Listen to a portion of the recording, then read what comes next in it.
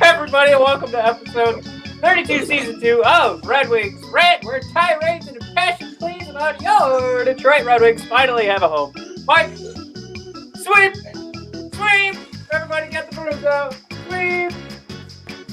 Red Wings sweep the Columbus Blue Jackets, led by Calvin Pickard. We'll get into Evgeny Svechnikov, Michael Rasmussen putting in some goals. This is going to be a fun episode, some celebrating going on. Maybe Mike, if he wants to throw out some extra trade talk as he's been doing the last couple of weeks, we'll do that. But before we do any of that, Mike, as always, we have a little bit of business to get into. Yeah, we do. A little bit of macho madness. Yeah. So the tournament is in full swing. Yeah. Oh, yeah. The cream has risen to the top. Yeah.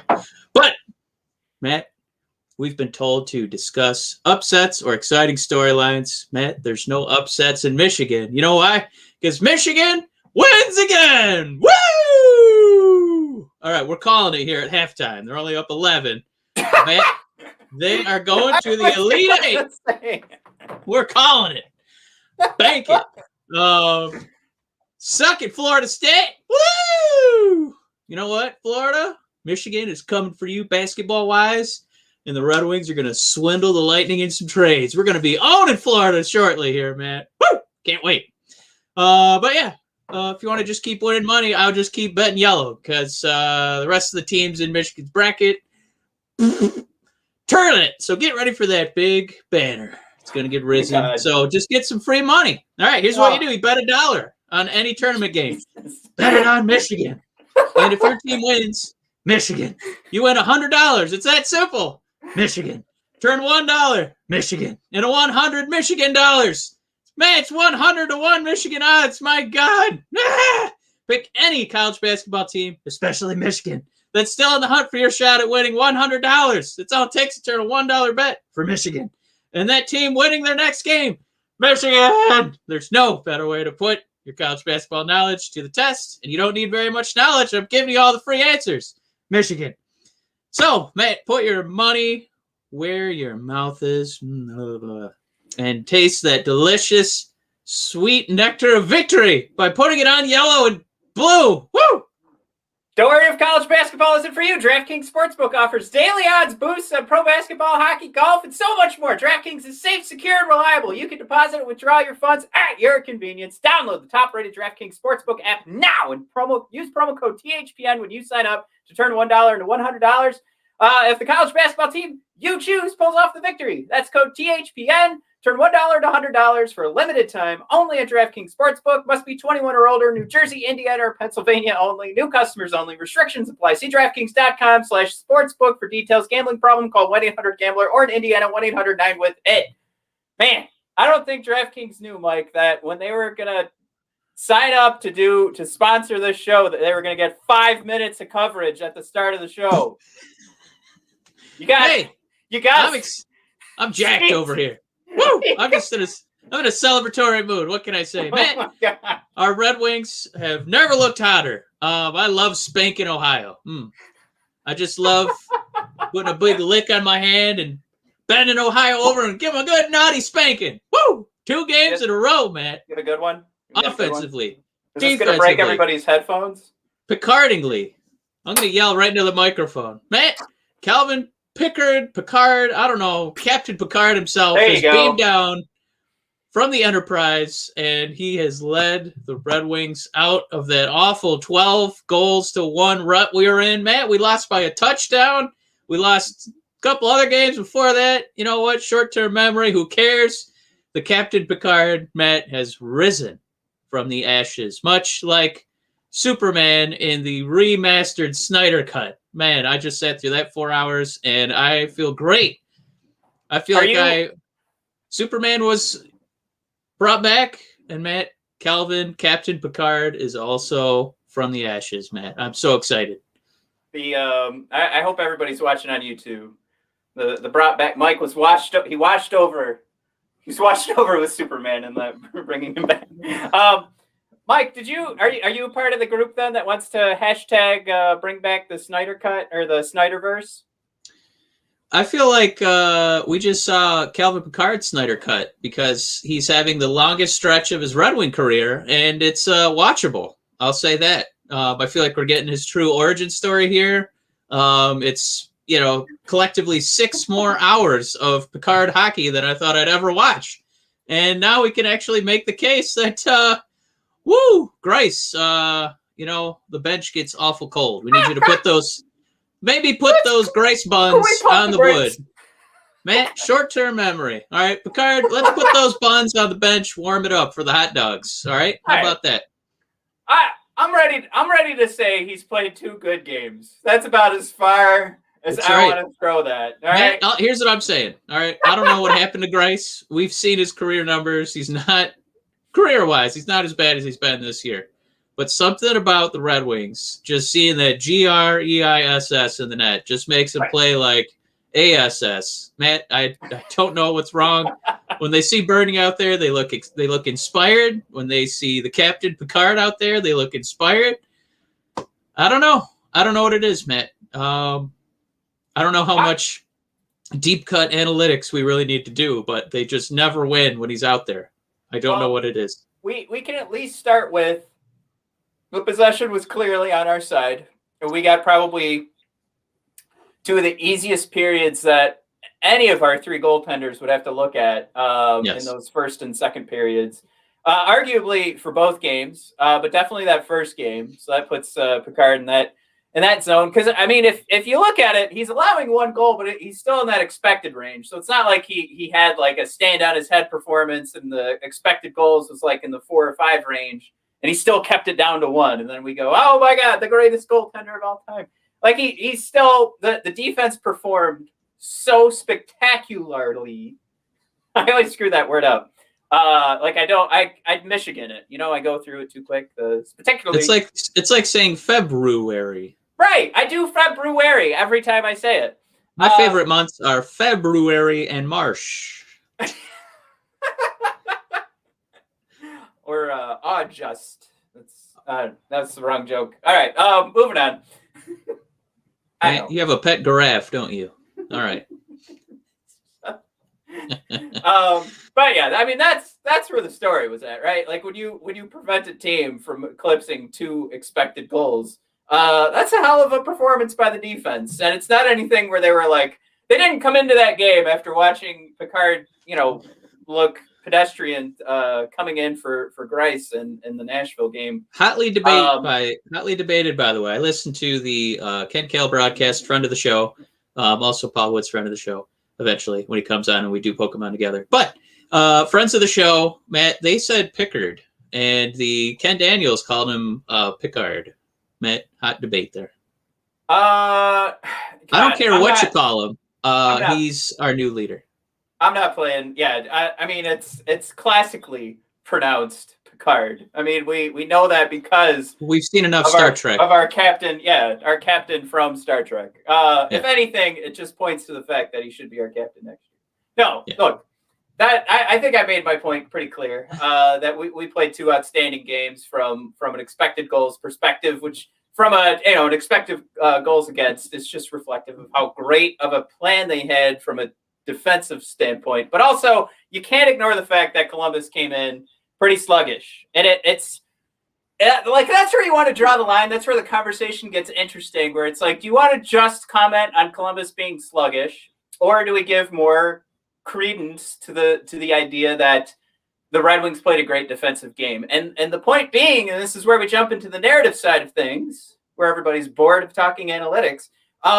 Wouldn't Columbus put on a better effort because they're actually in the playoff hunt and we are not? So is it That's what I thought we were going to see. If I'm an NHL team that's not the Red Wings, and I look at my schedule and be like, "Ooh, we got a couple Detroit games coming up, baby! Woo! Let's start padding those stats. We got to move up the standings a little bit." Real quick, we didn't get a comment in the chat here, but Jesse wants to tell us the wrong pronunciation. Wasn't that funny? I just you nailed it, man. That was a good joke. God damn it! It's not going to land. I was just going to be a dick. But yeah, Jesse says Pickard. Pickard. That's the first one I said. Yeah, obviously Calvin doesn't know how to pronounce his own last name. It's weird to see. I feel for him. That's this is another Baby Yoda Grogu situation. I think. Like, no, you're a Baby Yoda. No, it's Grogu. It was established years ago how to pronounce that name. It doesn't matter what he thinks it is. All right. It's Baby Yoda and our baby. Just interesting point here because we can't take too much credence in win-loss because there's a lot fewer games this year, and a lot of teams are missing games because of man games lost due to COVID. Just kind of interesting that Columbus, we talked about them inching towards that playoff spot, but their goal differential is only about 10 games better than us, and we've had games where we gave up touchdowns. So I mean, if you're within shouting distance of goal differential, like over the season with the Red Wings, so we're at -36, which not fantastic, right. Not the worst though, incredibly. But yeah, Columbus is at -26, Matt. So what is Buffalo on? Is it 16 games at this point? How many? Buffalo is winless, really. I think. Yeah, they're 9 losses. They're really bottoming out. Yeah, their differential, like to kind of put it, is at -50. But don't trust NHL.com. Jesus, I pulled that up. It says 9 losses in a row, right? Also, last 10, 0-9-1, which to me, so all right. Thanks a lot, NHL.com. Last I heard, it was 16 in a row. So I'm going to go back to that and not trust NHL.com. Anyways, man, this is paid for by the National Hockey League. I don't know what the big deal is. But yeah, let's talk about a few of the stars from tonight besides our new captain, Picard. Man, we got some contributions from Mr. Svechnikov, Mr. Rasmussen, and Matt. We got it. 17 in a row. Thank you. Boom. Thank you. And what was the other big piece that I really liked? Daniels was talking about Hronek once he touched the puck with the empty net. He kept escalating it and going farther and farther up that top shelf because he had a feeling that Hronek was going to get another empty netter, and he's like, "Oh, watch out! He's good at this. He's really good at this. He's great at this." And then it goes in. He's the best at this. Scores. So I really had a pop ski for that one. So I couldn't decide if I wanted to tweet about that or just the Rasmussen picture that I found of how happy he was when he scored. Yeah, he's been snake bitten for sure. Yeah. That empty net goal call from Ken Daniels.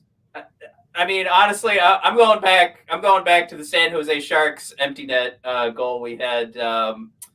I believe it was Darren Helm that put it in, but that was one hell of an empty net goal call. But tonight, Ken Daniels, for a game against the Columbus Blue Jackets in the middle of the season, goddamn, what an empty net goal call. But yeah, I think the other points we can't skip on here with how much fun this is Rasmussen finally putting one in. And as we've mentioned before, it's a guy that is changing, I would say, changing the style that you would expect from a top 10 draft pick. Because we've highlighted in the past that his hits per 60 were actually at the top of the team. So the fact that he wasn't leading the team in hits, who cares? We play the same game with points and goals. Rasmussen was leading the team, especially forwards, in that the hits per 60. The guy is putting his body out there. And God damn it all to hell if he didn't want to just run Mertzlikins through the ice. When I first saw that goal go in for Rasmussen, I immediately was like, that's not a goal. Because he is a big boy, and he's going to run through. Do you think he's upset that he got credit for a goal and not another hit? Yeah, we can give you the goal, but we got to take away a hit off the stat sheet. Oh man! He was going right. He was going in for the physical play, and he actually threw. Everybody said he threw the net afterwards in celebration. I think it was honestly just upset that he ended the play. He didn't get that extra hit, so that's all that was. That was him letting out just a little bit of frustration with that hit total. He looked like WWE's Bobby Lashley flipping the table there. He was really excited about that crashing into the goal. That was beautiful. I do hope that's something that was so much fun to watch. And if you haven't seen it yet, as Red Wings fans, you should go back and watch that Rasmussen celebration. Mike, I challenge EA Sports to throw that in as the new celebration when you mash a button after you score.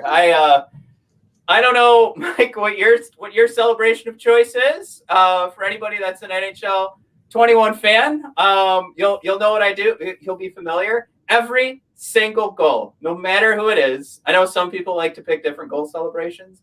Yeah. I am a run into the boards as hard as possible and jump into them.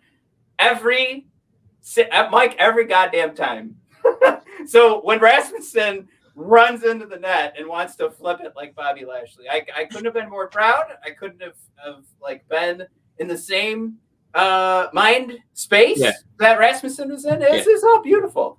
But I very rarely score in that game. So what I usually do is after I get a goal is I usually drop the gloves and try to get my Gordie Howe hat trick. So I'll just start looking for somebody to fight after it's a confirmed goal. They point towards center ice and I just throw them down and start fighting each other. Well, we've got some more goals, Mike. The previously mentioned Evgeny Svechnikov puts one in. I thought this was fun.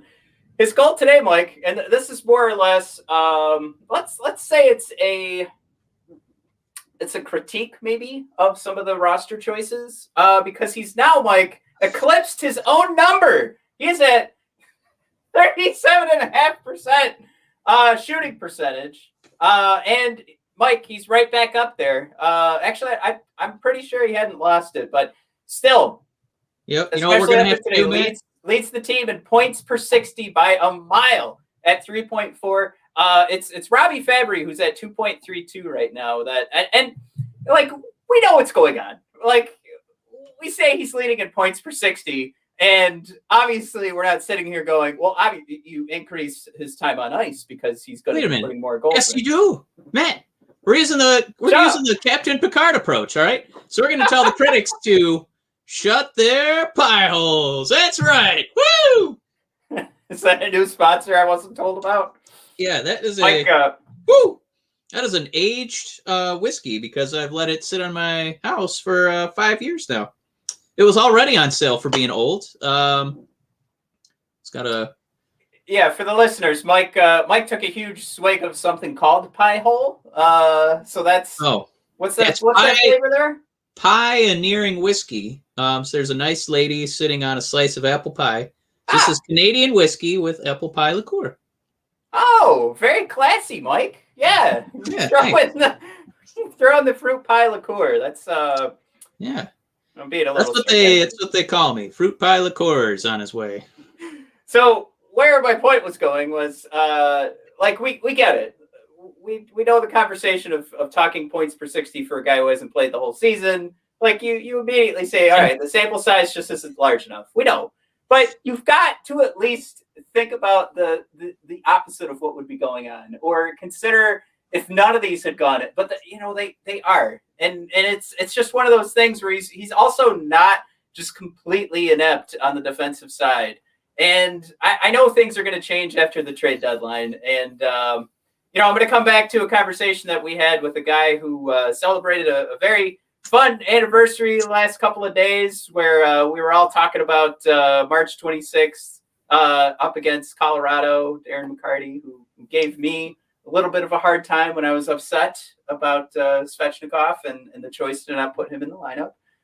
I still say, if the kid's going to play and he's the most exciting thing for us to watch, if it's that point of view of just give me something young and exciting to get me through these games, I still say the stats are there. the eyeball test is there.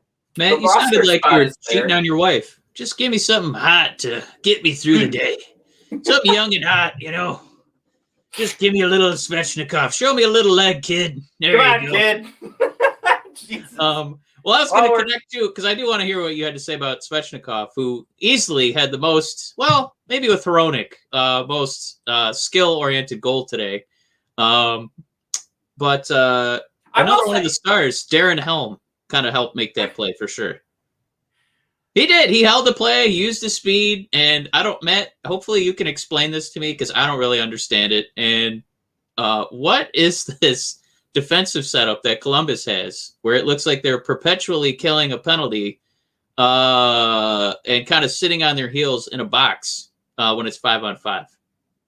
Yeah, I was actually about to say that Osgood brought that up and kind of took away some of the he had to keep throwing in the asterisk of like, not to take anything away from Svechnikov, but he put that whole goal on the Columbus setup. And there was the screen that Columbus put in front of their own goaltender, and it was just weak and it wasn't aggressive for what was ultimately 4-on-1 in favor of Columbus.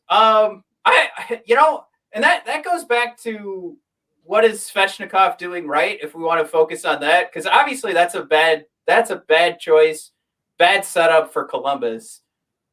But Svechnikov took advantage of it.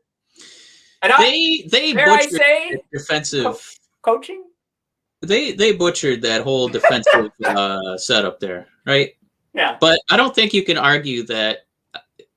As far as who Yzerman is icing a team with, I don't know if we have a ton of guys who would have made that kind of laser of a wrist shot. That was still talented, but yes. I mean, it was a perfect storm of Columbus, what the F-titude, and then Evgeny showing off, one of the skills that made him a highly touted, prospect. So I wouldn't take too much away from him. It was puzzling. I think the Columbus goaltender was a little upset because after the puck went in, you just saw his helmet turn to the defenseman who set a perfect screen, so he couldn't see the puck at all. Again, this game had a lot of hilarity involved from Ken Daniels with the good, great, the best, and whatever this pick play was for Columbus on their own goaltender. Really fun stuff. But yeah, I make the comment about possibly being some coaching involved, only because, surely we looked terrible. Who doesn't look terrible, Mike, in a 7-1 loss? But there's a lot of things that went right in these last couple of games, and I still see the pattern that never ends. Right? It's the get rid of Blashill, and I just. I get it.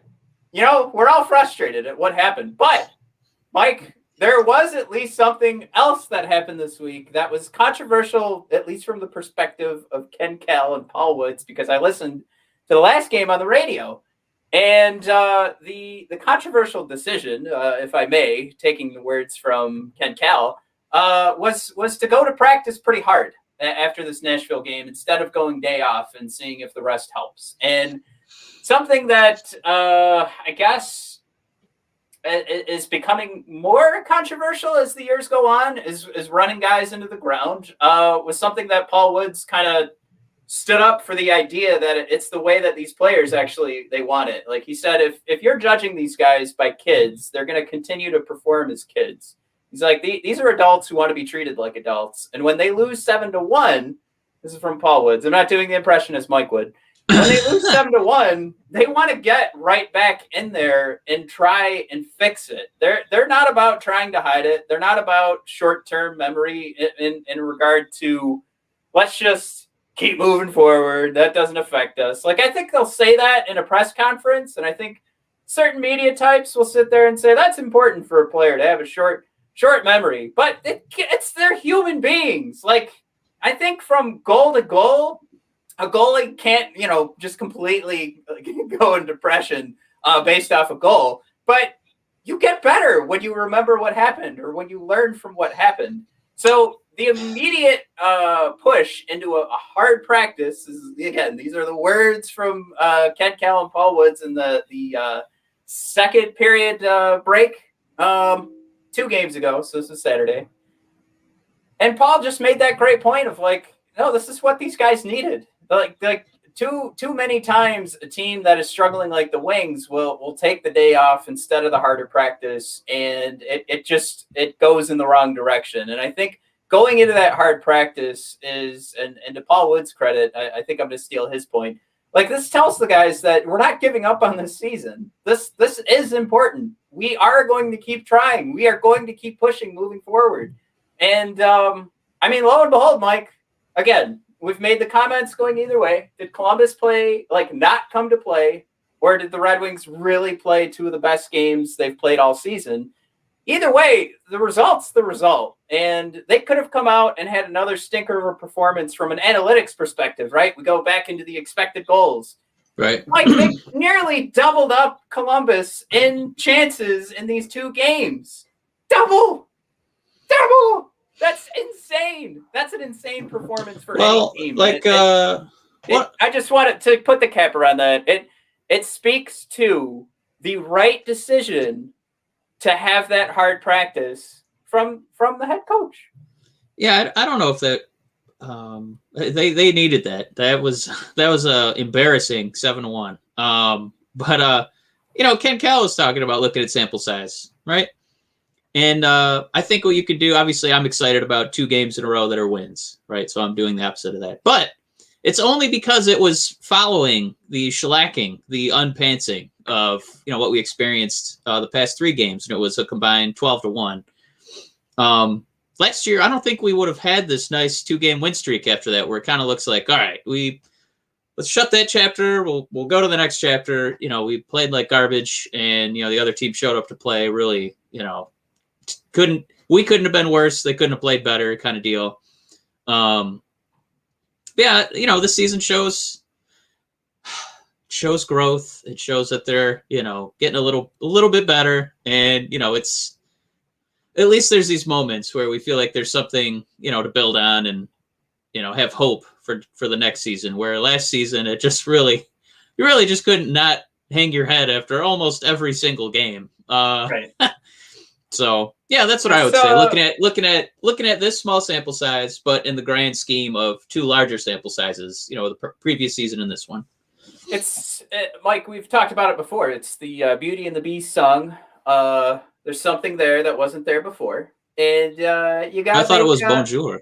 You gotta make those baby steps, right? So the 7-1 was there before, right? But that next step, right? The let's follow this up and actually get 2 straight wins. Like, how rare is that? But follow it up with 2 fantastic performances. That, like, Mike, we've talked about wins this year where we've been dominated, but we just beat the system. We beat analytics. We had a great game and beat expected goals. But this went according to plan. All of this went according to plan. And John Tortorella should be fired for it.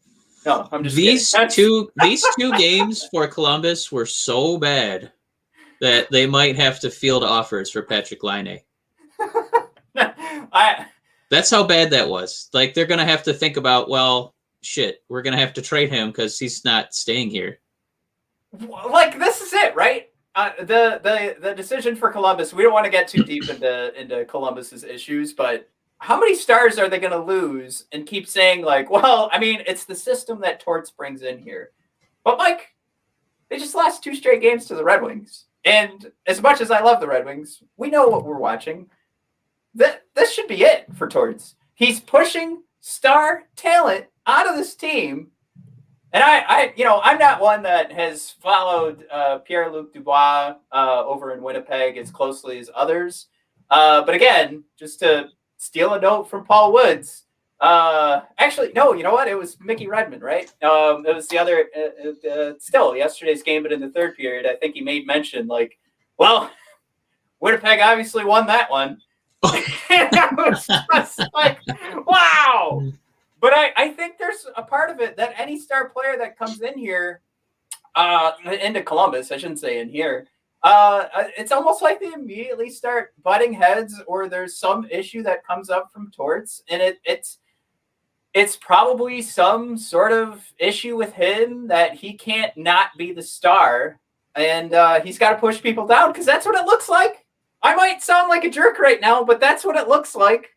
If you're a star player, he treats you like garbage and he puts it on the front page. So I don't know. If I was Columbus, I would have gotten rid of him when it was like when he was too much for Panarin. So now it's been too much for Pierre-Luc Dubois. And if anything, it looks like he's completely turned off Patrick Laine. Not completely, but he's getting there. I mean, the faces that Laine gives at the end of these games are just like, cool, I'm still getting paid, right? All right, wrap it up. Yeah, I mean, I would just, the reason, we don't want to talk about that team too much, but I just feel like that's not where the Red Wings are at. We just had another article. We just had another, I believe it was our boy, who writes for MLive? Is it Ansar? Yeah. He just had another piece about Bobby Ryan. Yeah. What? We're blocked by Ansar Khan. Oh no, why is that?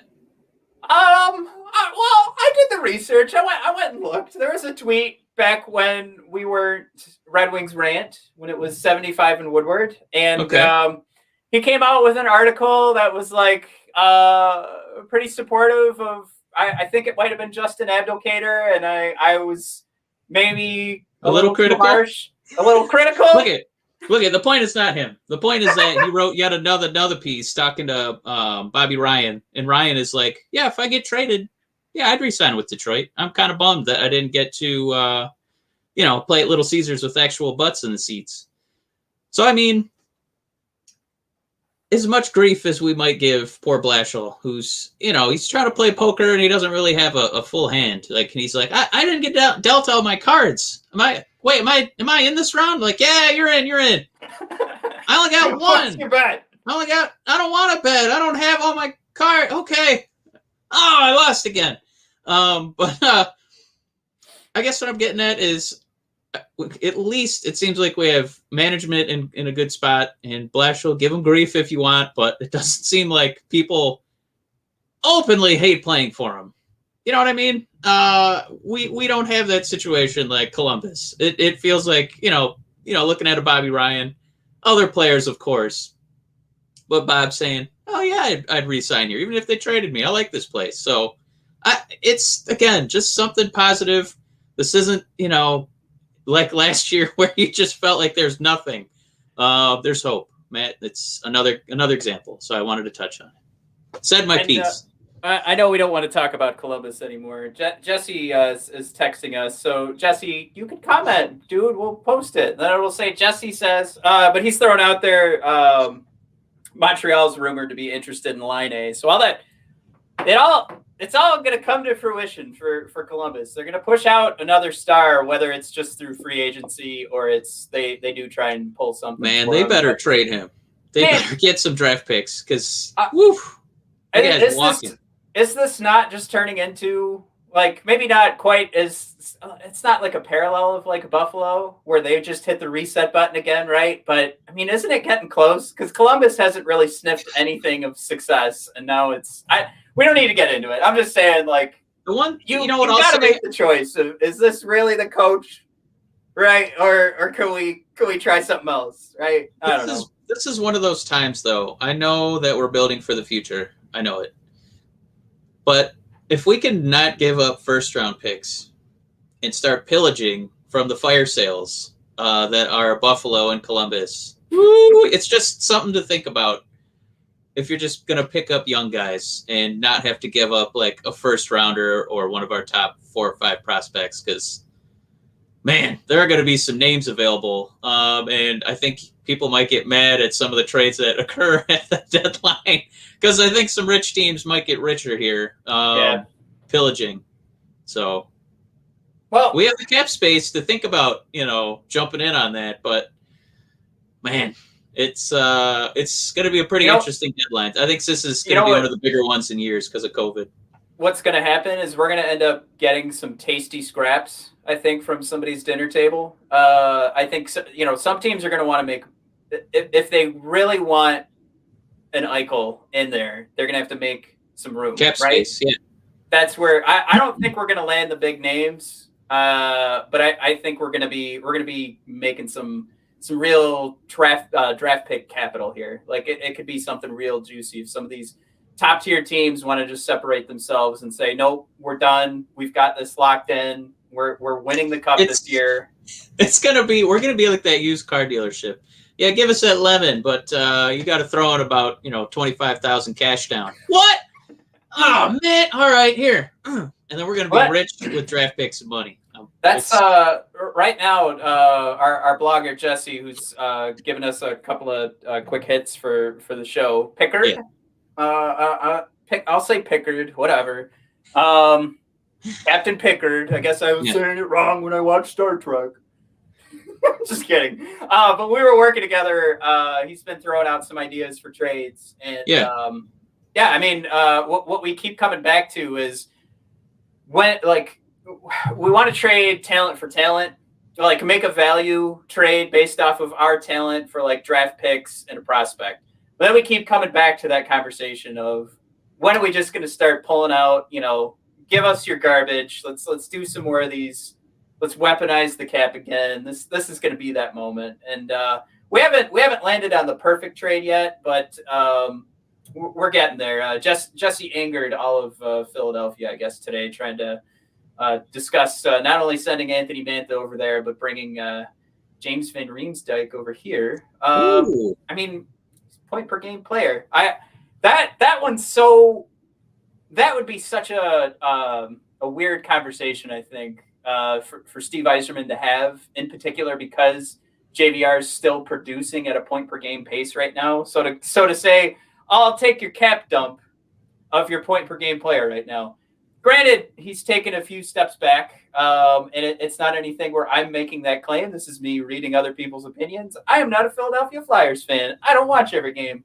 So, that's the scuttlebutt on him. But it's still, how do you have that conversation with another GM and do the cap dump, but the guy is the top point producer on your team? It can happen. To me, that one's a scary thought, where at least with Mark Stahl, you're like, you know what? You got this garbage that can't make the team. Toss him over here. It's just, I wonder if the draft capital we get back is just something where we say, well, we're going to get more production. So, well, how do you feel about a Corsi of 54.8? It's terrible, Mike. Yeah, it's good. Okay, because I don't have as many juicy trades yet, but I've read the second article talking about the Red Wings getting Mr. Bean from Carolina onto our team. Yeah. Another piece, I think this one had the twos getting sent over, but it would be Jake Bean again because Carolina just has too many of these damn defensemen. We don't know what to do with them. But they think Mr. Bean is coming over, Matt. I don't know. Mike, we came in our. He's Corsi. I told you the Corsi. He doesn't play enough. He plays 14 minutes a game. His Corsi's 54.8. Kid's 22 years old, Matt, and Mr. Bean. That's what's got me excited. Is his name, Matt? I think you're gonna like his deep cut stuff. And he's not producing point wise. He's got 11 points in 23 games. It's not bad. Well, plus that last trade that you threw out it was either Max Boltman or Craig Custance. They threw in a first round pick, right? Weren't we getting a first round pick and Jake Bean somehow? Yeah, I think that one was. I think we had to throw in. I think that was maybe the Mantha trade. Right. This one would be the twos. Oh, okay. So Bertuzzi for Jake Bean, straight up. Straight up. A little Paula Abdul, straight up. Straight up. Now tell me. Is it going to be me and Jake Bean forever? Yes. No. That's on board. I don't know. I guess, we just talked with Scott Wheeler in the last episode. I mean, that's a guy on his radar. That's one of his top 5 defenseman prospects right now. So I've become a fan. I know it's kind of funny.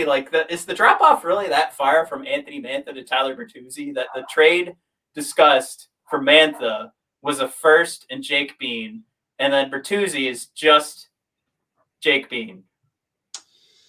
Well, I know Blashill, a friend of the show. We don't want to talk about twos too much. But I wish we could figure out what's wrong with Todd. I Yeah, wish he I could guess maybe that's figuring into it. We have to throw out there Otto Cannabis. Jesse, get in there if you're watching the show. Tell me how to pronounce Otto's first name. He goes, "Did I smoke? Did I smoke too much? Did the Red Wings win back-to-back games?" handily. You know what? You could have and just enjoyed those two games if you were. I guess that I don't know. Are you a Wings fan? We'll throw that in there. But I'm gonna say I wish I had, because that would have been a hell of a ride to watch. Especially maybe pretending if you get high enough that Darren Helm breakaway actually went in.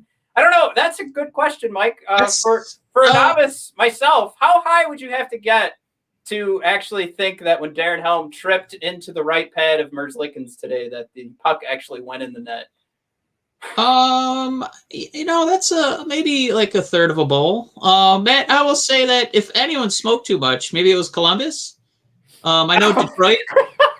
Detroit, we do have a lot of dispensaries. We have more billboards for dispensaries than we do for auto dealers, and this is the Motor City. So I think maybe the Blue Jackets were indulging a little bit. And auto, you know what?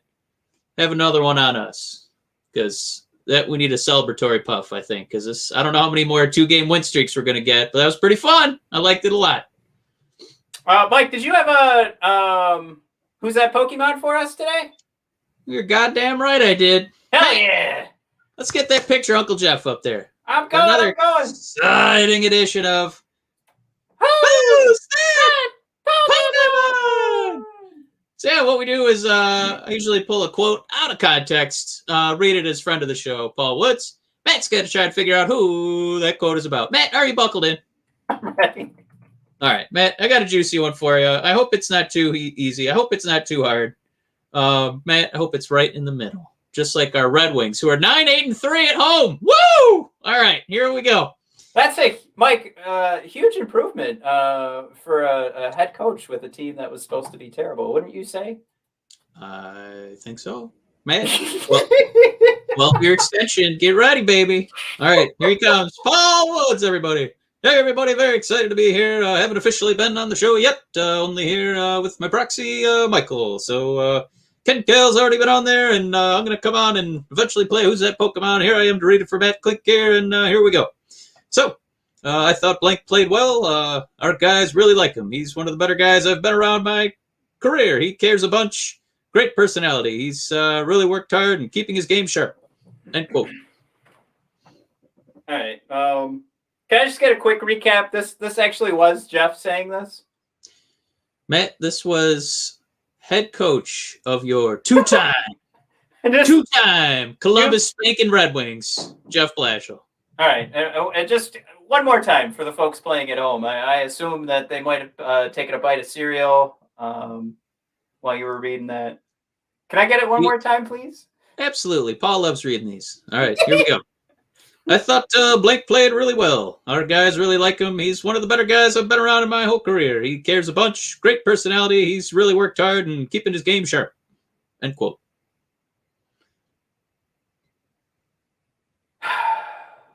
It sounds like he's talking about like a 20-year vet. Like somebody that went through his, like was like a somebody he coached in like Little Caesars League. All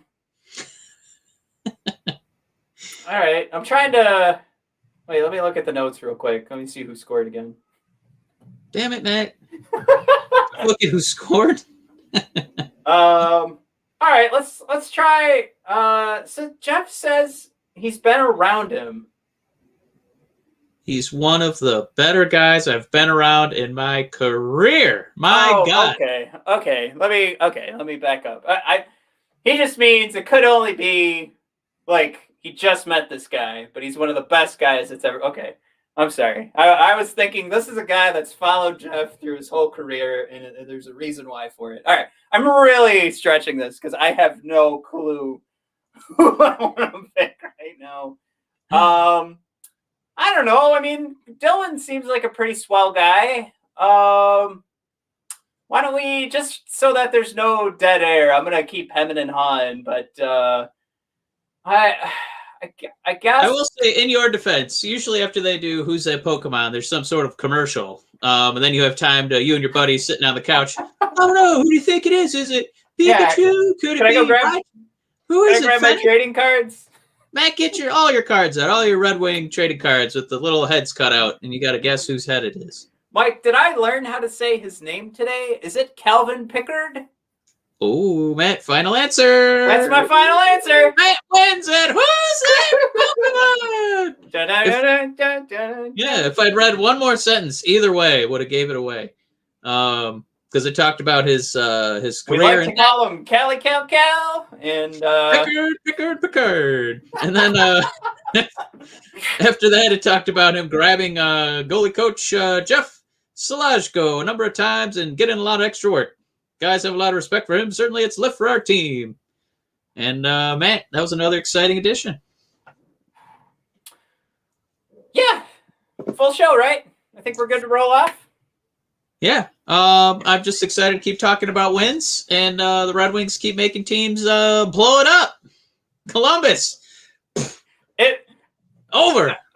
Right now, DraftKings, can you make an over/under for who gets fired first? If it's Jeff Blashill or the Tortorella? Tortorella. Blashill or the field? Man, I'm taking the field all day. Bam. All right. Thanks for tuning in. Oh, wait. So that just means one person has to get fired. Yeah, but with the certainty around Detroit. Blashill's gone. I don't like him. I don't like him, Woody. I think he sucks. You heard it from Slinky Dog himself. There you go. All right. Thanks for tuning in, everybody. Find us at BOD Hockey on Twitter, at brothers_of_discussion on Instagram. And we've got our shop. Mike's wearing the shirt. Mine's dirty. Red Wings Rant sweatshirt.